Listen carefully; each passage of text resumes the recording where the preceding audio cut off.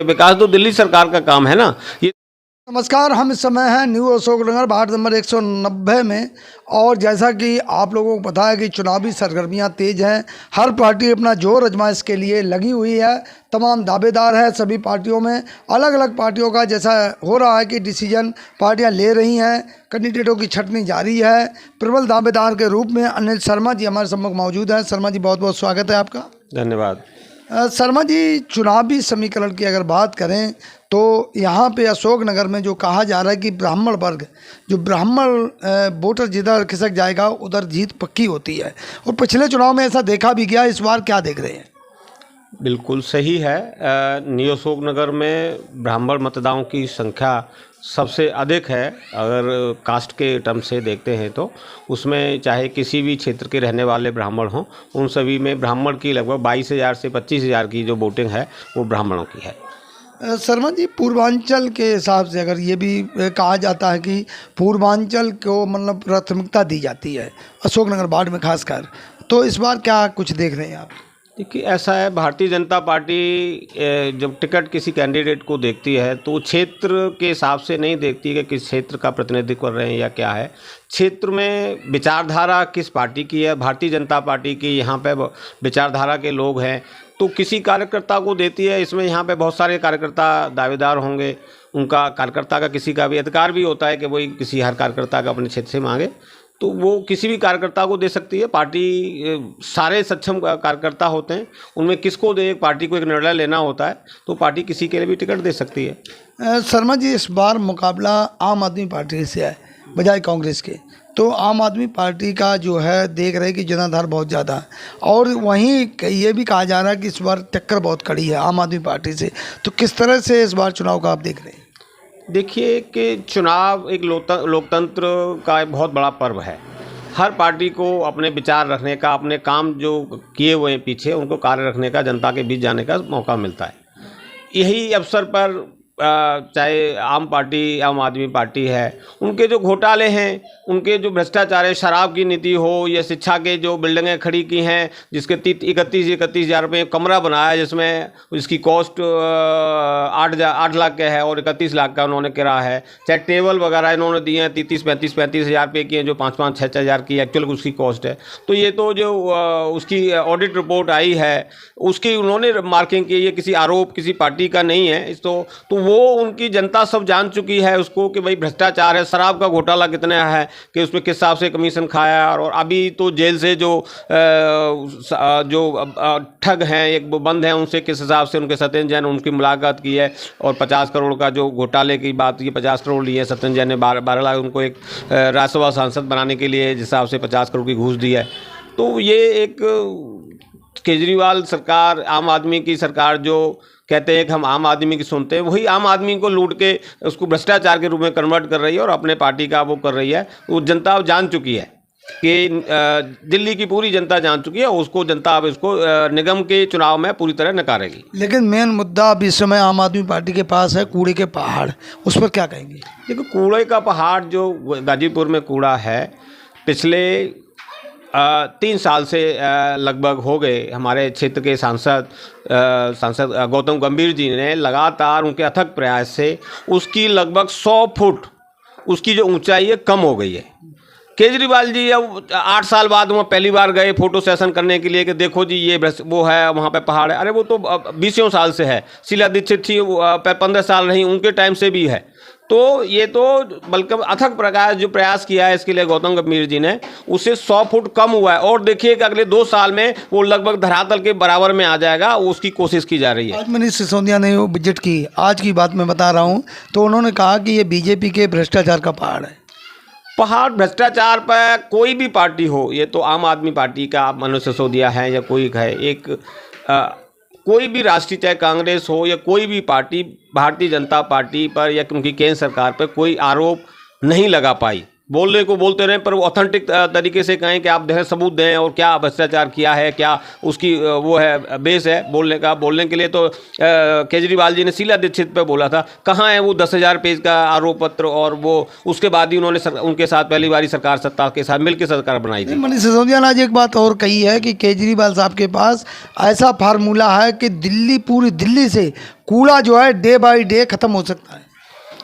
दिल्ली सरकार अपने जो क्षेत्र हैं उनके अपने हिसाब से जो अपने कामों में सफल नहीं हो रही, किसी भी जो विकास के वादे हैं, आज रोड पे निकल जाओ, किसी भी रोड पे, हर रोड पे गड्ढे हैं, नहीं रिपेयर हो रहा है, न PWD के नाले हैं या और कोई जो कार्य, कहीं पूरी दिल्ली में कोई विकास कार्य नहीं। आज पानी की हालत देखिए, जो काम वो नहीं है, दूसरों पे आरोप लगाने के लिए वो कुछ भी एक फुलझड़ी छोड़ के और निकल लेते हैं चुपचाप। तो ये उनकी आदत है कि झूठे आरोप लगाए और भाग चले, पर उनके आरोपों में कोई सत्यता नहीं होती।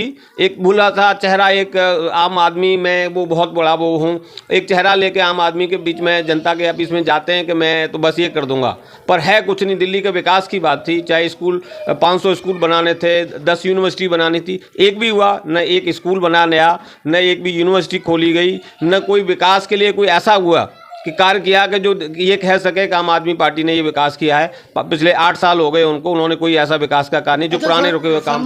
शर्मा जी आपकी बात को काटना चाहूँगा, अगर अशोकनगर बाढ़ की बात की जाए तो यहाँ तो ये कहा जा रहा है कि यहाँ की जो विधायक है वो काफ़ी ध्यान रख रहे हैं, बहुत अच्छा समय समय पर उद्घाटन होते हैं, हर कभी नाली का, कभी रोड का, कभी मोहल्ला क्लिनिक का समय समय पर उद्घाटन करते रहते हैं। उस पर क्या बोलेंगे इस बाढ़ की बात?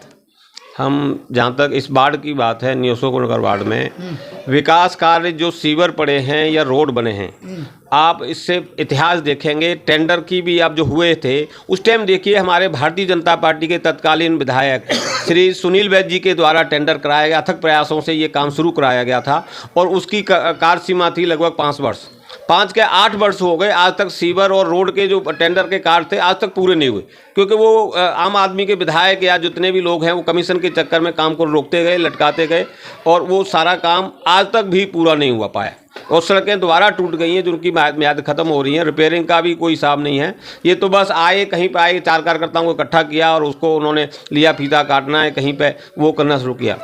जब ये चुनाव हुए थे, पिछले भी 5 साल पहले हुए, 8 साल पहले भी हुए थे, तो ये अशोकनगर का नाले वाले रोड की कमिटमेंट थी जो दिल्ली गवर्नमेंट के अंदर आता है, दिल्ली जल बोर्ड का रोड है, नाले वाला रोड। मुझे भी याद है केजरीवाल जी ने खुद विजिट किया था कि हम बनवाएंगे। नहीं, विजिट नहीं किया था, कमिटमेंट किया था, भरी सभा में उन्होंने कमिट करा के अशोकनगर की जनता को ये रोड देंगे। 8 साल हो गए, पहले सरकार बनी 5 साल लगे, 3 साल अब हो गए, 2.5 साल 3 साल अब हो गए, कहाँ हैं रोड में अभी तक एक खड़ंजे का भी? लोग अपने अपने घरों के आगे RCC लगाकर पैसा चंदा इकट्ठा कर करके अपने घरों के आगे वो रोड बनवाया कुछ जगह पे, नहीं अभी भी उस रोड की हालत ही है।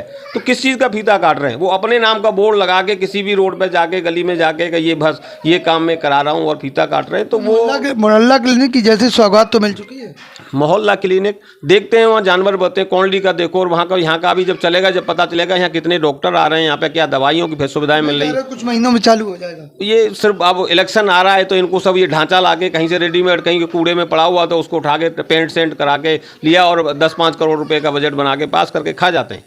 पर जब सुविधाएं चाहिए एक जनता को, डिस्पेंसरी की यहाँ चाहिए, यहाँ और रोड चाहिए, प्रॉपर चाहिए, सैनिटेशन का कार्य चाहिए, वो नहीं है। पानी की हालत देखिए आप, आज पानी नहीं है, पानी आता है तो गंदा पानी आता है, पर केजरीवाल जी की ध्यान ही नहीं है सब चीज़ों के मुद्दों पर।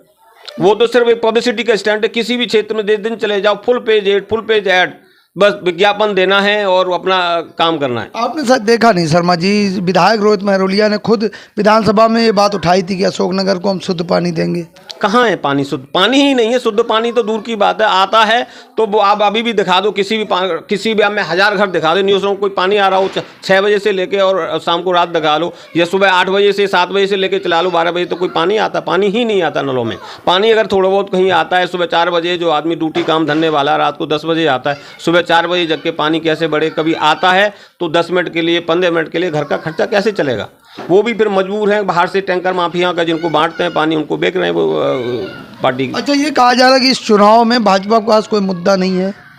मुद्दा तो विकास का मुद्दा है, स्वच्छ छवि का मुद्दा है, मोदी जी का मार्गदर्शन में देश आगे बढ़ रहा है। इससे ज़्यादा मुद्दा और क्या है कि पिछले 8 साल हो गए प्रधानमंत्री मोदी जी के नेतृत्व में देश में सरकार चलते हुए, एक कोई भी पार्टी, कोई भी राजनीतिक दल एक आरोप नहीं लगा पाया कि आज मोदी जी के ऊपर, किसी भी मंत्री के ऊपर, कि ये भ्रष्टाचार हुआ है या कोई गलत काम हुआ है। अच्छा, पिछले जब भी कई चुनाव हुए मैंने भी देखा आपको लगातार हर चुनाव में मेहनत होती है और इस सीट को निकालते हैं। इस बार क्या लगता है कि मुकाबला थोड़ा कड़ा है, तो क्या भाजपा निकाल पाएगी? बिल्कुल निश्चित रूप से भारतीय जनता पार्टी की यहाँ से निगम पार्षद चुने जाएंगे। किसी भी पार्टी किसी भी कार्यकर्ताओं को टिकट देगी, सभी कार्यकर्ताओं को हक है मांगने का। जिस कार्यकर्ता को पार्टी टिकट देगी सारे कार्यकर्ता उसके साथ लगेंगे और पार्टी को यहाँ से अच्छी मतों से विजयी दिलाएंगे। मुकाबला कह रहे काफ़ी कड़ा है। मुकाबला तो देखो प्रतिद्वंदी है, एक हर का अपनी पार्टी का अपना अपना वो है, पर जब वोट पड़ता है तो पता चलता है कि सारा वोट भाजपा के उसमें जा रहा है। न्यू अशोकनगर में भाजपा का ही पार्षद बनेगा, ये निश्चित है। तो आपका कहना यह है कि जो फ्री बिजली, फ्री पानी, फ्री बस यात्रा, फ्री तीर्थ यात्रा या फ्री वाईफाई, उसका जोर नहीं चलेगा? कोई कहाँ वाईफाई मिला है, मुझे तो समझ नहीं आता। बच्चों को किसी भी आप पूछें जाके कहाँ कैमरे तो लगे हर गली में? कहाँ लगे हैं? नहीं, कैमरे लगे चल रहे हैं क्या? मेरे यहाँ चोरी हो गई थी पीछे, कोई के कैमरे तो चलते ही नहीं है, खाली खोखे लगे हुए हैं वो। तो ये इनका नाटक है, ये कि बस खोखे लगा दिए और उनको बिजली का वो दे दिया, कंपनसेशन कर दिया कि आपका मीटर चल रहा है, मिनिमम इतने पैसे दे देंगे हम आपको। और आप चलते, हमारी गली में ही 3 मोटरसाइकिल उठी हैं कि देखते हैं कि आप CCTV की रिकॉर्डिंग करने की कोशिश करते हैं, तो जी कैमरे तो चलते ही नहीं है। तो ये सिर्फ नाम से काम करने वाले हैं, ज़मीन पर काम करने वाले नहीं हैं। सिर्फ एक प्रचार करना और शोर मचाना इनकी पॉलिसी है। अच्छा, बिजली सब्सिडी का जो चल रहा है उस पर क्या बोलेंगे? बिजली सब्सिडी का क्या चल रहा है? आज भी हर घरों में बिजली के बढ़े हुए बिल आ रहे हैं, फिक्स चार्ज के नाम पे आज देखेंगे। सब्सिडी के लिए अगर अप्लाई करो तो फ्री मिलेगी? अप्लाई तो करेंगे लोग, पर फ्री नहीं चाहिए। बिजली जैसी सुविधाएं चाहिए, पानी चाहिए, रोड चाहिए, अच्छे सुविधाएं चाहिए दिल्ली में। यहाँ बिजली की कोई परेशानी है। यहाँ का जो जनता है वो आपको टैक्स देना चाहती है। हमारे टैक्स से हमारे को आप सुविधा देने की कोशिश कर रहे हो। टैक्स किसका पैसा है? हमारा पैसा है, हम टैक्स भरते हैं। उसी पैसे को आप कह रहे हो कि हाँ फ्री देना। आप कौन होते हो देने वाले? पैसा हमारा है, वो उसको विकास के कार्यों में लगाइए। आप कह रहे हैं MCD में भाजपा 15 साल रही लेकिन दिल्ली को बहुत ज़्यादा गड्ढे में डाल दिया है, ऐसा कहना है अरविंद केजरीवाल उनकी पार्टी का। देखिए, दिल्ली को गड्ढे में डाला तो केजरीवाल सरकार ने है। जितने भ्रष्टाचार किए, शराब का केस हो या शिक्षा के क्षेत्र में भ्रष्टाचार किया हो, या ये जिस हिसाब से स्कैम नज़र आते हैं, आप मानसिक संकीर्तना की जिसको यहाँ पे जो दंगे कराए इन्होंने, जिस हिसाब से उनके हाथ मिले, इनके पार्षदों के हाथ जो मिले हैं, जिस हिसाब से इनकी लिप्तता, आज भी जेल में बंद है उनका ताहिर हुसैन। तो इनकी तो नीति यही है, विकास के तो नाम दूसरे पर डालने की कोशिश करते हैं कि इन्होंने विकास नहीं किया। विकास तो दिल्ली सरकार का काम है ना। ये तो दिल्ली में नगर निगम काम स्वच्छता का, सफाई का कार्य है। वो सफाई उन्होंने करा। सफाई के केस में भाजपा के जितने भी निगम पार्षद हैं उन्होंने पूरा अच्छी तरह काम करा है। सुनने में तो यही आ रहा है कि MCD में केजरीवाल, कहने को तो बहुत कुछ कह रहे हैं कि वो पूरे देश में प्रधानमंत्री, पिछले 8 साल से हर चुनाव में कहते हैं कि प्रधानमंत्री बनेंगे। क्या बन गए? क्या जनता ने देश को समझ लिया है इनको कि ये इनके पास काम कुछ नहीं है। इनको हर चुनाव में प्रधानमंत्री बनना है, मुख्यमंत्री भी बनना है, मेयर भी इन्होंने सब बनना है। सर्वे देखा है उसमें केजरीवाल, आम आदमी पार्टी आगे चल रही है। ये सर्वे कहाँ है? उनके ही एक कांग्रेस के जो विधायक आप पार्टी में सम्मिलित हुए, उनका भी इंटरव्यू अभी कल ही TV पे आ रहा था कि उन्होंने पैसे के लिए उनको यूज़ करा, उनके पास पैसा था और उसके लिए यूज़ करा और उनको अलग साइड में कर दिया। वो वापस चले गए छोड़ के, कि कह रहे हैं कि वो पैसा दे के लोगों को भीड़ इकट्ठी करते हैं और लोगों को गुमराह कर रहे हैं। उनको कुछ नहीं। आप देखें चुनाव में 2 या 3 सीटें उनकी दिखाई गई हैं सर्वे में, 2 या 3 सीट से ज़्यादा उनकी नहीं आएंगी। नहीं, जो आम आदमी पार्टी का सर्वे है वो ये कह रहे कि जिन मोदी जी के बलबूते पर भारतीय जनता पार्टी इतना वो दमखम भरती है, वहीं गुजरात से आम आदमी पार्टी जीत रही है। देखिए, वो अपने आप अपने मियाँ मिट्टू बनना, वो है कि अपने सर्वे में वो कुछ भी कहते हैं। हर बार यूपी में भी थे, उत्तराखंड में भी थे। कहाँ कहा कि यूपी में सरकार बन रही है, उत्तराखंड में पक्की सरकार बनी। कितनी सीटें मिली हैं उनको? कितना वोट प्रतिशत? 1%, 2% से ज़्यादा वो उनको वोट प्रतिशत ही नहीं मिला। यही हिमाचल में होना है। गुजरात में फिर इतने वर्षों से भाजपा की सरकार है, फिर 5 साल के लिए भाजपा की सरकार आएगी, इसमें कोई दो राय नहीं है। और गुजरात सबसे विकसित प्रदेशों में है और आगे विकसित प्रदेशों की और उस अच्छी श्रेणी में जाने वाला है। तो अंत में मैं जहां से शुरू बात हुई थी एमसीडी चुनाव को लेकर, एमसीडी चुनाव की बात करेंगे। आप भी टिकट के दावेदार हैं और जैसे सुनने में आ रहा है कि आपका नाम भी बढ़ चढ़ कर आगे काफ़ी चल रहा है। पार्टी हो सकता है कि आपको भी टिकट दे और मेरी शुभकामनाएं कि आप जैसा को टिकट मिलनी भी चाहिए, आपका हक है। दूसरा ये शर्मा जी बताओ कि आंकड़े आपके हिसाब से क्या कह रहे हैं कि एमसीडी में 250 वार्ड कर दिए गए 272 की जगह, तो क्या भाजपा एमसीडी का मेयर बना पाएगी? बिल्कुल निश्चित रूप से भारतीय जनता पार्टी का दिल्ली में मेयर बनेगा। 250 सीटों में लगभग 200 सीट का हमारा टारगेट है। लगभग 200 सीटों पर भारतीय जनता पार्टी जीतेगी।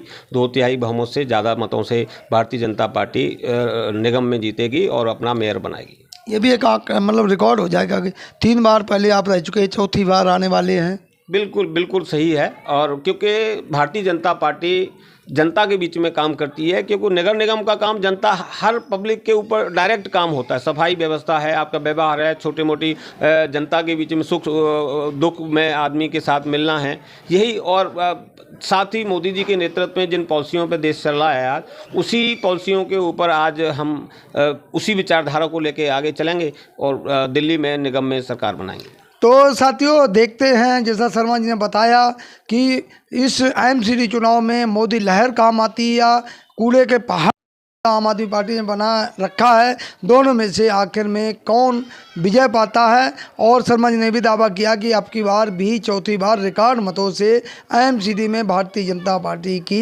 एमसीडी में सरकार रहेगी।